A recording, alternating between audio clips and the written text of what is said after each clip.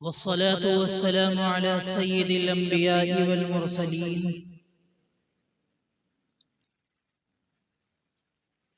व अला आलिहि व अस्हाबिहि उलिल क़द्रिल अज़ीम। अम्मा बअद फ़क़द क़ाल अल्लाहु सुब्हानहु व तआला फ़िल क़ुरानिल मजीद अऊज़ु बिल्लाहि मिनश शैतानिर रजीम बिस्मिल्लाहिर रहमानिर रहीम। क़ुल हल यस्तविल लज़ीना यअलमून वल्लज़ीना ला यअलमून इन्नमा यतज़क्करु उलुल अलबाब। वक़ाल अज़्ज़ व जल्ल लइन शकरतुम लअज़ीदन्नकुम व लइन कफ़रतुम इन्न अज़ाबी लशदीद। वक़ाल नबी सल्लल्लाहु अलैहि वसल्लम कुन आलिमन औ मुतअल्लिमन औ मुस्तमिअन औ मुहिब्बन। वक़ाल अलैहिस्सलाम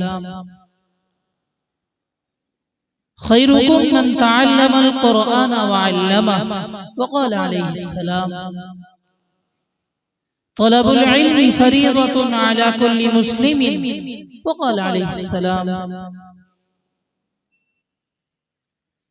कुल्लुकुम राइन व कुल्लुकुम मसऊलुन अन रइयतिही। सदक़ल्लाहु मौलाना अज़ीम।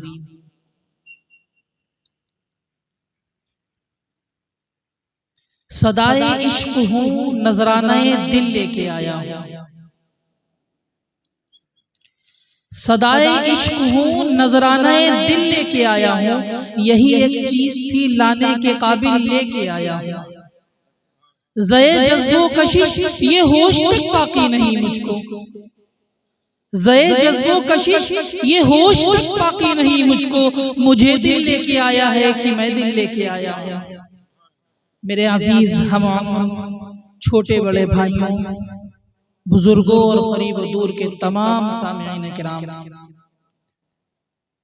अल्लाह रब्बुल इज़्ज़त का बहुत बड़ा फज़्ल व करम है कि हम सब इस मजलिस में दीनी मकसद के साथ जमा हुए।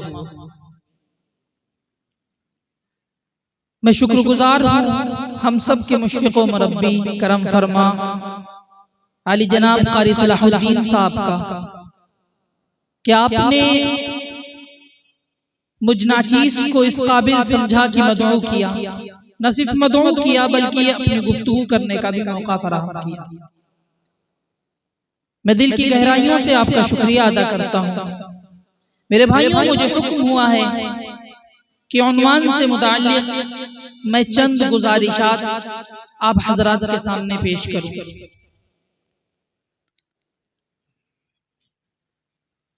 मुख्तसर सी तमहीद रखकर उसके बाद मौजू पर आऊंगा इंशाअल्लाह। मेरे भाइयों, अल्लाह रब्बुल इज़्ज़त कुरान मजीद में इरशाद फरमा रहा है व अस्बग़ अलैकुम निअमहु ज़ाहिरतन व बातिना।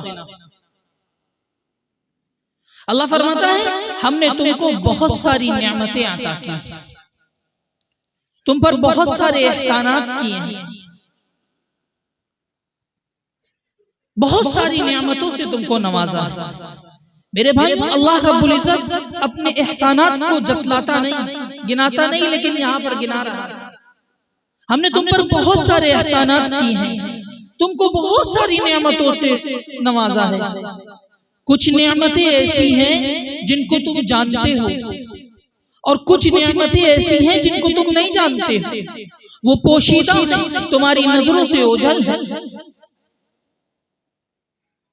तुम नहीं जानते हो उसको, लेकिन अल्लाह रब्बुल इज़्ज़त ने तुमको बेशुमार नेमतों से नवाजा है। अगर तुम अल्लाह रब्बुल इज़्ज़त की तमाम नेमतों को गिनना चाहो, जानना चाहो तो जान नहीं सकते। अल्लाह फरमाता है व इन तउद्दू निअमतल्लाहि ला तुहसूहा। अगर तुम अल्लाह रब्बुल इज़्ज़त की तमाम नेमतों को एक दो करके गिनना चाहो तो गिन नहीं सकते। वो लातादाद, उसका शुमार करना तुम्हारे बस से बालातर है। मालूम हुआ मेरे भाइयों, अल्लाह रब्बुल इज़्ज़त की तमाम नेमतों को हम नहीं गिन सकते, उसका शुमार करना हमारे बस से बालातर है। हम उससे आजिज़ हैं, लेकिन हम ये तो जान सकते हैं ना कि अल्लाह रब्बुल इज्जत की अता करदा तमाम नेमतों में सबसे अजीम नेमत, सबसे बड़ा इनाम हम पर क्या है? सबसे बड़ा इनाम हम पर यह है कि उसने हमें दीन इस्लाम से सरफराज फरमाया। ये अल्लाह रब्बुल इज्जत का सबसे बड़ा इनाम है, इससे बड़ा इनाम और कोई हो ही नहीं सकता। लिहाजा इस इनाम को हमें समझना चाहिए, दिल की गहराइयों से इस पर यकीन रखना चाहिए और जुबान से बार बार इसका जिक्र करना चाहिए। इसलिए कि बार बार जिस चीज का जिक्र किया जाता है वो बात दिल में उतर जाती है। मगर अफसोस सदअफसोस, अल्लाह रब्बुल इज्जत ने हमें इतना बड़ा इनाम अता कर दिया, ईमान की दौलत से हमें सरफराज फरमा दिया, हमारी महरूमी की हमें एहसास नहीं। अल्लाह रब्बुल इज्जत को कितना गुस्सा आता होगा मेरे भाई, जरा सोचिए कितना गुस्सा आता होगा अल्लाह रब्बुल इज्जत को कि हमने तो तुम्हें तश्तरी में सजाकर जन्नत दे दी, तुम्हारी महरूमी तुम्हें एहसास नहीं। कितनी गफलत बरत रहे हैं हम लोग। मेरे भाई को गौर करने की जरूरत है। अल्लाह रब्बुल इज्जत ने हमें इतना बड़ा इनाम अता कर दिया, हमें इस इनाम को समझने की जरूरत है। हमें समझना चाहिए, दिल की गहराइयों से इस पर यकीन करना चाहिए और बार बार इसका जिक्र करना चाहिए और अल्लाह रब्बुल इज्जत का शुक्र अदा करना चाहिए। अल्लाह रब्बुल इज्जत का शुक्र अदा करना चाहिए, इसलिए कि उसने हमें इस्लाम की दौलत से सरफराज फरमाया, ईमान की दौलत हमें अता की है। अल्लाह फरमाता है इन्ना हदैनाहुस सबील इम्मा शाकिरा व इम्मा कफूरा। हमने तुमको रास्ता बता दिया, हमने तुमको रास्ता दिखा दिया, अब चाहो तो शुक्रगुजार बंदे बन जाओ, चाहो तो नाशुक्रे बन जाओ, ये तुम्हारे इख्तियार में है। तो हमें शुक्रगुजार बंदा बनना है, शुक्रगुजार बंदा बनना चाहिए, अल्लाह रब्बुल इज्जत का शुक्र अदा करना चाहिए जिस तरह सहाबा इकराम करते थे। हमारे लिए सहाबा इकराम तो हर फील्ड में, हर मैदान में उसवा और नमूना। जिस तरह सहाबा इकराम अल्लाह रब्बुल इज्जत का शुक्र अदा करते थे, उस तरह हमें भी शुक्र करना चाहिए। मेरे भाइयों, सहाबा इकराम अल्लाह का शुक्र किस तरह अदा करते थे? अल्लाह के रसूल जनाब मोहम्मद रसूलुल्लाह सल्लल्लाहु अलैहि वसल्लम मस्जिद नबी में तशरीफ फरमा है। आप अपने हुजरे में तशरीफ फरमा है। सहाबा इकराम की एक जमात मस्जिद नबी के सहन में तशरीफ फरमा है, बैठी हुई है। अल्लाह के रसूल हुजरे से बाहर आते हैं, जमात सहाबा के पास आते हैं। आप फरमाते हैं मा अजलसकुम, ऐ सहाबा तुम इस तरह क्यों बैठे हुए हो? तुम क्यों बैठे हुए हो? तुम्हारे इस तरह बैठने का क्या मकसद है? क्यों बैठे हो इस तरह? सहाबा इकराम कहते हैं या रसूलल्लाह जलसना नज़कुरुल्लाह व नहमदुहु अला मा हदाना लिल इस्लाम व मन्ना अलैना बिका। तवज्जो रखिए, सहाबा इकराम किस तरह अल्लाह का शुक्र अदा करते थे। सहाबा कहते हैं या रसूलल्लाह जलसना नज़कुरुल्लाह व नहमदुहु अला मा हदाना लिल इस्लाम व मन्ना अलैना बिका। या रसूलल्लाह हम इसलिए बैठे हुए हैं, हमारे बैठने का सिर्फ और सिर्फ मकसद ये है कि हम अल्लाह की हम्द व सना बयान कर रहे हैं, उसका जिक्र कर रहे हैं और उसका शुक्र अदा कर रहे हैं इस बात पर कि उसने हमें हिदायत इस्लाम से नवाजा। व मन्ना अलैना बिका, आपकी सूरत में हम पर करम फरमाया, हम इसलिए अल्लाह का शुक्र अदा कर रहे हैं। साहब अल्लाह के रसूल जनाब मोहम्मद रसूलुल्लाह सल्लल्लाहु अलैहि वसल्लम फरमाते हैं ऐ सहाबा तुम जो कह रहे हो उसकी कसम उठा सकते हो? तुम जो कह रहे हो उसकी कसम उठा सकते हो?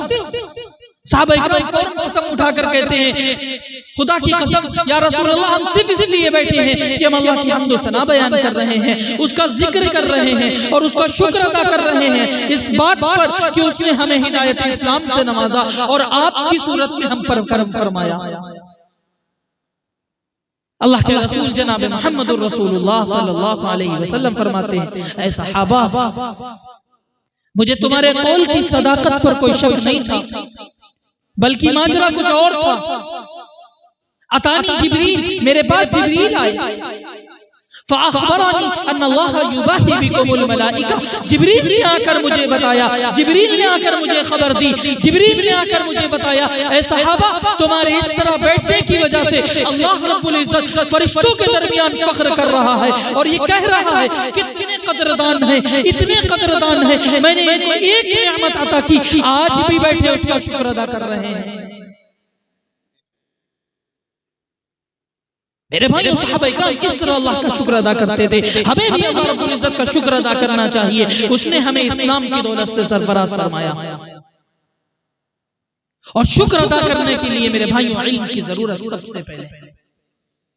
हमारे पास इल्म होगा तब हम ईमान जान सकेंगे, तब हम जान सकेंगे कि अल्लाह रब्बुल इज्जत ने हमें कितना बड़ा इनाम अता किया है, तब हमें मालूम होगा तौहीद क्या है, अल्लाह के अहकामात क्या है, रसूलुल्लाह की तालीमात क्या है, सहाबा इकराम का तौर तरीका क्या है। जब हमारे पास इल्म नहीं होगा तो हमें मालूम ही नहीं होगा। इल्म के बगैर मेरे भाइयों गुमराही है, और गुमराही में जिंदगी गुजारेंगे तो गफलत में मर जाएंगे। पूरी जिंदगी दूसरों के दर पे रोते हुए, सिसकते हुए, बिलखते हुए खत्म हो जाएगी। हालांकि हम खुद बहुत मालदार थे, ईमान की दौलत हमारे पास थी। इसलिए मेरे भाइयों इल्म की जरूरत सबसे पहले है। यही वजह है कि इस्लाम ने इल्म की ताकीद इतनी की।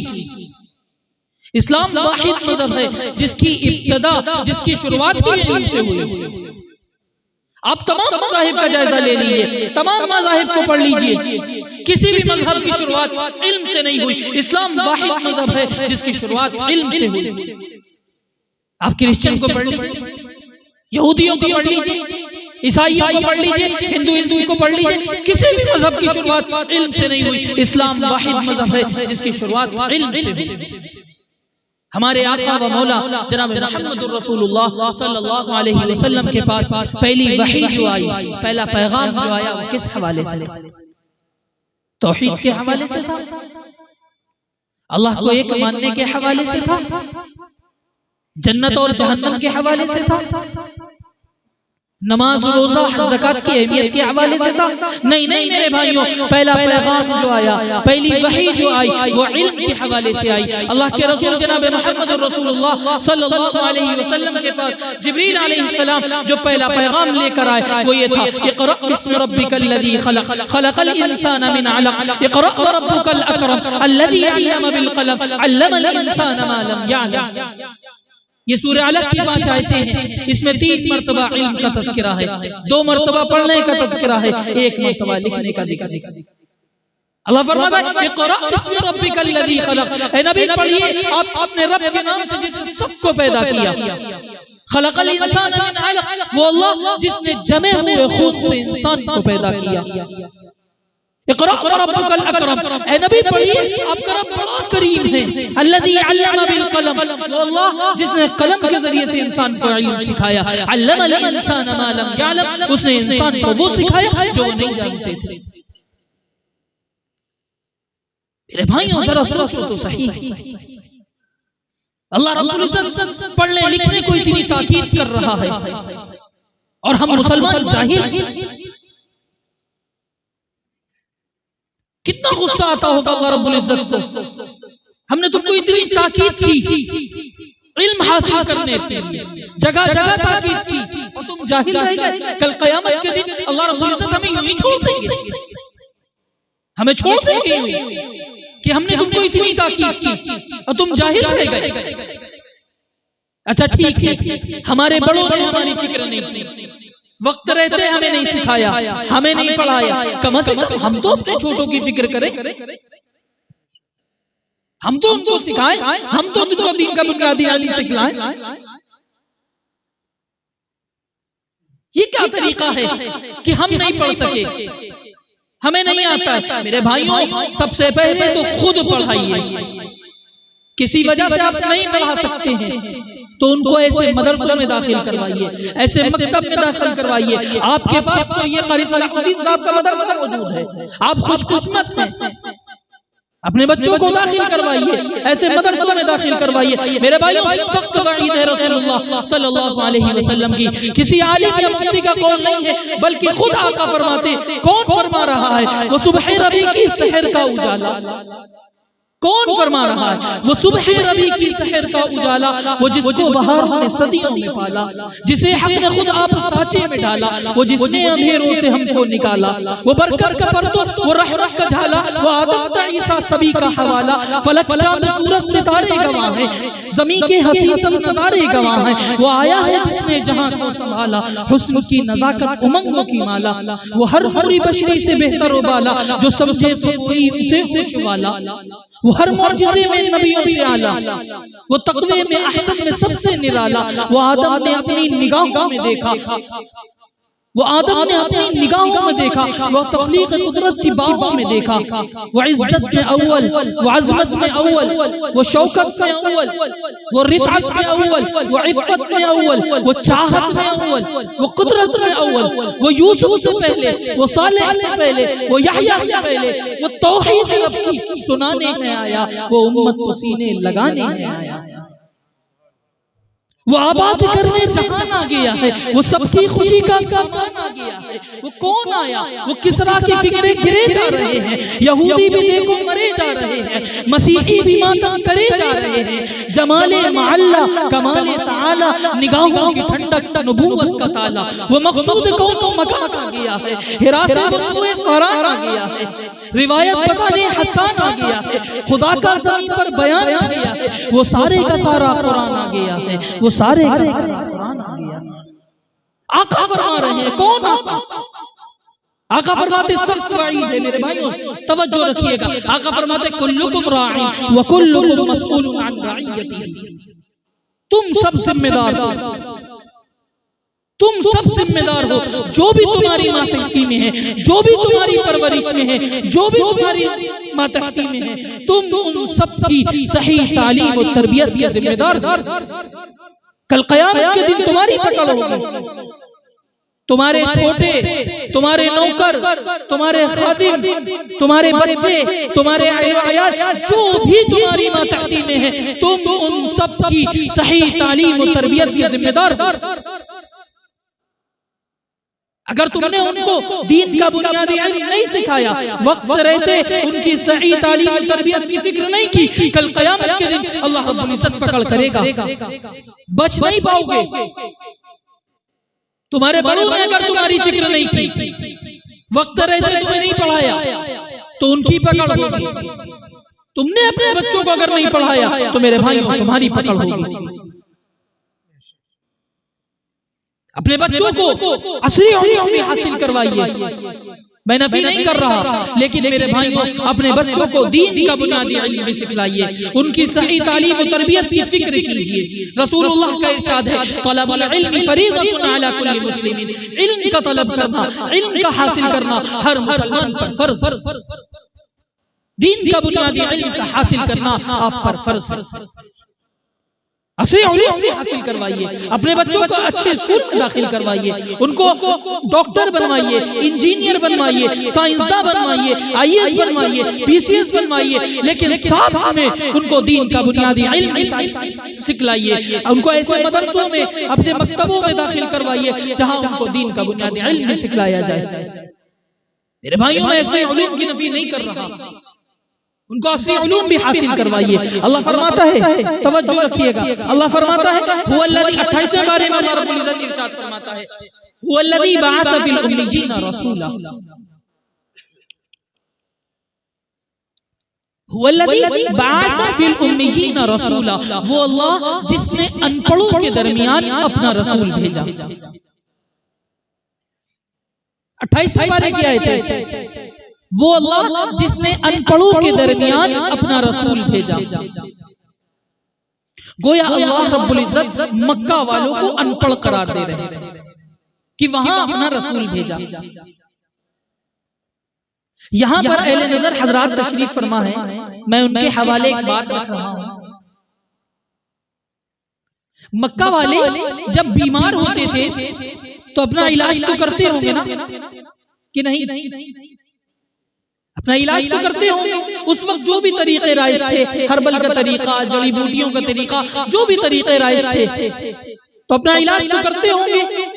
तो जो इलाज करे उसे मालिज कहते हैं, और मालिज को आज की इस्तिलाह में डॉक्टर कहते हैं। इसका मतलब है वो डॉक्टर तो थे, लेकिन अल्लाह फरमाता है हुवल्लज़ी बअथ फिल उम्मिय्यीन, अनपढ़ थे। वो अपने रहने को मकान तो बनाया करते होंगे ना। तो जो इस तरह का काम करे उसे इंजीनियर कहते हैं। इसका मतलब है वो इंजीनियर तो थे, लेकिन अल्लाह फरमाता है हुवल्लज़ी बअथ फिल उम्मिय्यीन, अनपढ़ थे, शायर थे। अपना ताजा कलाम लिखकर काबे की दीवार पर लटका दिया करते थे और मुकाबला होता था। एक औरत उनकी उस्ताद थी, अपना ताजा कलाम लिखकर उसके पास ले जाते और वो उनकी इस्लाह करती। हजरत हसन उसके पास अपना कलाम लिखकर ले गए। उसने जब हजरत हसन का कलाम देखा तो उसने देखकर कहा, हसन ये काफिया गलत है, ये रदीफ गलत है, ये इस्तिआरा गलत है, ये इस्तिदलाल गलत है। हसन तू शायरी में मेरा मुकाबला नहीं कर सकता, लेकिन तेरी आज़मत को मैं नहीं पहुंच सकती, इसलिए कि तू बारगाह रिसालत का शायर है। लेकिन अल्लाह फरमाते हैं अनपढ़, अदीब खुद को अरबी कहते हैं, हमें अजमी कहते हैं। अजमी गूंगे को कहते हैं, कहते हैं सारी दुनिया गूंगी है, अहले ज़बान सिर्फ हम। लेकिन अल्लाह फरमाते हैं अनपढ़। मेरे भाइयों, मैं नफी नहीं कर रहा, असली उलूम की नफी नहीं कर रहा। डॉक्टर बनिए जरूरत है, इंजीनियर बनिए जरूरत है, शायर बनिए जरूरत है, अदीब बनिए जरूरत है। मैं जो बात अर्ज कर रहा हूँ वो इन मदारिस वालों के एजाज में अर्ज कर रहा हूँ। डॉक्टर होने के बावजूद अल्लाह फरमाते हैं अनपढ़ थे, इंजीनियर होने के बावजूद अल्लाह फरमाते हैं अनपढ़ थे, अदीब होने के बावजूद अल्लाह फरमाते हैं अनपढ़ थे, शायर होने के बावजूद अल्लाह फरमाते हैं अनपढ़ थे। क्यों क्यों क्यों क्यों क्यों? इसलिए कि डॉक्टर होना एक फन, इंजीनियर होना एक फन, अदीब होना एक फन, शायर होना एक फन, ये सारे फनून हैं। जबकि रब के नजदीक इल्म है तो वो इल्म वही है। उन फनून वालों के पास इल्म वही नहीं थी, इसलिए अल्लाह फरमाता है हुवल्लज़ी बअथ फिल उम्मिय्यीन रसूला। उन फनून वालों के पास मैंने अपना महबूब इल्म वही देकर भेजा। अल्लाह के नजदीक इल्म है तो वो इल्म वही है। अब डॉक्टरी इल्म बनेगा जब वो वही किताबें आएगा, इंजीनियरिंग इल्म कहलाएगा जब वो वही किताबें आएगा। मेरे भाइयों, अल्लाह कुरान में फरमाता है, कुरान एक दावा कर रहा है, कुरान कहता है इन्ना हाज़ल कुरान यहदी लिल्लती हिया अक़वम। कुरान कहता है जो मेरे ज़ीने में आए, जो मेरे सफीने में आए, जो मेरे करीने में आए, मैं उसे दुनिया की गटाटोप अंधेरों से निकालकर बामे सुरैया की बुलंदियों तक पहुंचा देता हूं। कुरान रहमतों का ऐसा खजीना है, ऐसा खजीना है। एक बात अर्ज करता हूँ, कुरान रहमतों का ऐसा खजीना, ऐसा खजीना है। अगर किसी ने अपने महदूद ज़हन की वजह से कुरान से सिर्फ सवाब चाहना तो कुरान ने इनकार नहीं किया, कुरान ने इनकार नहीं किया, सवाब मिल गया। किसी ने अगर अपने महदूद ज़हन की वजह से कुरान से सिर्फ बरकत चाहिए ना, कि दुकान बनाई है बरकत हो जाए, मकान बनाया है बरकत हो जाए, कुरान ने इनकार नहीं किया, बरकत हो गई। किसी ने अगर अपने महदूद ज़हन की वजह से कुरान से सिर्फ हिफाजत चाहिए ना, कि रात को आयतल कुर्सी पढ़ लेने से हिफाजत हो जाती, तो कुरान ने इनकार नहीं किया, हिफाजत हो गई।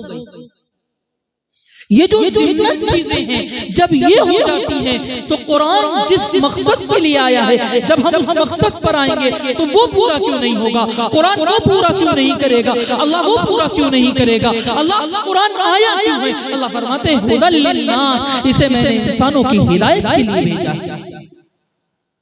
रे भाई, कुरान हमारी और आपकी हिदायत के लिए आया है। इस कुरान से हमें हिदायत हासिल करना चाहिए। मगर हमारा क्या मामला? आज बहुत अफसोस के साथ कहना पड़ रहा है, बहुत अफसोस कि आज हमने इस कुरान से अपने रिश्ते को बहुत हद तक खत्म कर दिया, इस कुरान को छोड़ दिया। तो मेरे भाई नौबत ये है कि हर तीर का रुख आज मुसलमानों की तरफ, हर तोप का दहाना आज मुसलमानों की तरफ, हर उंगली का इशारा आज मुसलमानों की तरफ, हर बंदूक की नाल आज मुसलमानों की तरफ। लेकिन सवाल ये है कि ऐसा क्यों, ऐसा क्यों? हम तादाद और असबाब की किल्लत के जमाने में भी इतने मजबूर और लाचार तो कभी ना थे ना। हम उस जमाने में भी इतने कमजोर नहीं थे, किल्लत के जमाने में भी हम इतने मजबूर और लाचार थे। मेरे भाइयों, इसकी सबसे बड़ी वजह यह है कि आज हमने कुरान को छोड़ दिया, कुरान के अहकामात को छोड़ दिया, रसूलुल्लाह की तालीमात को छोड़ दिया, सहाबाए किराम जिन रास्तों पर चलकर कामयाब हुए उन रास्तों को छोड़ दिया। तो नौबत ये आई कि गंवा दी हमने जो असलाफ से मीरास पाई थी, गंवा दी हमने जो असलाफ से मीरास पाई थी, सुरैया से जमीन पर आसमान ने हमको दे मारा। ऐ मुसलमानों, ऐ मुसलमानों, अपनी वकात अपनी हैसियत को पहचानो। तुम इनकलाबी उम्मत हो, तुमने हालात का रुख रोका है। ये क्या मुलाजबी है कि तुमने दीन के बदले दुनिया का सौदा कर लिया, इज्जत के बजाय कौमियत को कबूल कर लिया। ये क्या मुलाजबी है? तुम अपने अंदर रूह इब्रानी क्यों नहीं पैदा करते? तुम अपने अंदर शान फारूकी क्यों नहीं पैदा करते? पढ़ो कुरान, तुम्हारा सवाल इक़्तिदार से बदल जाएगा, तुम्हारा इन्हितार उरूज से बदल जाएगा। सहराए अरीक़ा तुम्हारे कदमों के चाप सुनने का मुश्ताक है, जबले तारीख तुमको राह देने के लिए बेताब है। फिर ताखीर है, इंतजार क्यों है, जुमूद क्यों है? कुरान भी बाकी है, उसका पैगाम भी बाकी है, इस्लाम भी जिंदा है, उसका पैगाम भी जिंदा है। बस अमल करने वाले हो जाओ। मेरे भाइयों, जब तक तुमने इस कुरान को मजबूती से थामे रखा था, तुमने जब तक इस कुरान को मजबूती से पकड़ा था, तुमने पूरी दुनिया पे हुकूमत की है। अल्लाह फरमाता है वअतसिमू बिहब्लिल्लाहि जमीअन वला तफर्रकू। ऐ ईमान वालो, अल्लाह की किताब को मजबूती से पकड़ लो। ऐ ईमान वालो, अल्लाह की किताब को मजबूती से पकड़ लो। इस किताब में जो अहकामात बतलाए गए हैं, इस किताब में जो मज़ामीन बतलाए गए हैं, इस किताब में जो जिंदगी गुजारने का तरीका बतलाया गया है, उन सबको अपनी जिंदगी में इख्तियार कर लो। ये कानून है, ये दस्तूर है, ये शरीयत है, ये हाकिम की किताब है, ये मालिक की किताब है, ये किसी और की नाज़िल करता किताब नहीं है, बल्कि खुद रब्बे दुल जलाल की किताब है। इस किताब को जब रब्बे दुल जलाल ने नाज़िल किया तो डंके की चोट पे ऐलान फरमा दिया, इन्ना नहनु नज़्ज़लना ज़िक्रा व इन्ना लहू लहाफ़िज़ून। हमने इस किताब को नाज़िल किया है और हम ही इस किताब की हिफाजत करेंगे। हमने तौरात भी नाज़िल की, हमने इंजील भी नाज़िल की, सैकड़ों सहीफे हमने नाज़िल किए। इन्ना हाज़ा लफ़िल सुहुफ़िल ऊला सुहुफ़ इब्राहीम व मूसा।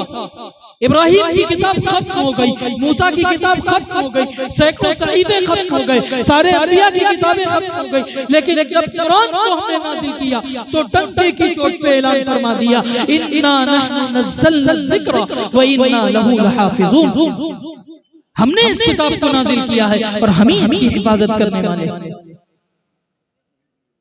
मेरे भाइयों, कुरान मजीद को अल्लाह रब्बुल इज्जत ने नाज़िल किया है, इस किताब की हिफाजत भी अल्लाह रब्बुल इज्जत की।